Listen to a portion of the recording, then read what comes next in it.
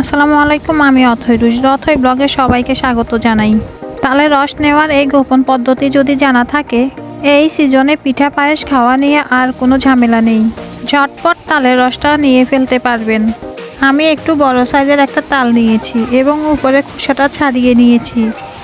তারপর সাইড থেকে একটু আলগা করে খোসাটা ছাড়িয়ে নিচ্ছি। আপনি হাত দিয়েও ছাড়াতে পারবেন, আবার চাইলে একটা ছোট ছুরি দিয়েও ছাড়িয়ে নিতে পারবেন। খোসাটা ছাড়িয়ে নেওয়ার পর আটিগুলো আলাদা করে নিব। এখন এই তালটাতে 3টা আটি হয়েছে, এই রকম করে ভাগ করে নিয়েছি। আর তালের নিচের সাইডটা পরিষ্কার করে নিয়েছি। তালটা একটু বড় সাইজের ছিল। তারপর একটা আটি নিয়ে এভাবে কেচি দিয়ে কেচে নিচ্ছি। আর উপরের আঁশটার মধ্যেই তালের রস থাকে। উপরের পুরো আঁশ ভালো করে এভাবে কেটে নিচ্ছি। এভাবে কেটে নেওয়ার পর আটির মধ্যে কিন্তু আর বেশি অবশিষ্ট থাকে না।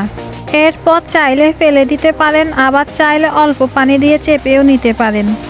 এভাবে সবগুলো আটি থেকে ভালোভাবে নিয়ে নিচ্ছি। আর এটা কাটতে কিন্তু খুবই মজা লাগে। এভাবে তাল নিলে আপনি অনেকগুলো তালের রস একসাথে নিয়ে সংরক্ষণ করতে পারবেন। এভাবে করে কেটে নেওয়ার পর এখন হচ্ছে এখানে যে আঁশগুলো আছে এগুলো থেকে আমরা তালের পিউরিটা বের করে নিব। এখন এখানে পানি দিয়ে দিচ্ছি। পানিটা হচ্ছে বুঝে দিতে হবে, ঘনত্বটা কীরকম রাখবেন আর কতটুকু হলে এটা ছাড়াতে সুবিধা হবে ওই রকম করে পানি দিয়ে নেবেন। আমি এখানে প্রায় 3 কাপ পানি দিয়েছি। এখন ভালো করে কষলে কষলে এক্সট্রা যে আঁশগুলো আছে তা ফেলে দিচ্ছি। এখন কিন্তু ঘন একটা তালের পিউরি হয়ে গিয়েছে। এভাবে করে তাল নেওয়া সব চাইতে সহজ। এখন একটা স্ট্রেনারের মাধ্যমে চেলে নিচ্ছি।